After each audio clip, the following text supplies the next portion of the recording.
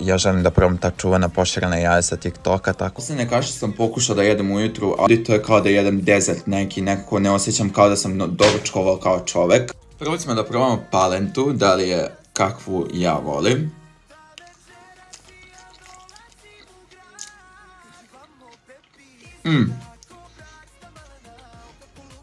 Može da prođe, nije loša. Za ljudi koji žele da se ugoji, jedite na 3-4 sata i trudite se da imate užine između obroka, banane, 2 jabuke, na ta poširana jaja. Kao kad ne ispržite ono skroz jaja, nego ostavite onako da curi žumance, tako da ovo sam već probao 100 puta. Sve ukupno ovo je 9 od 10, ovo mogu da jedem svaki dan, odlična je palenta.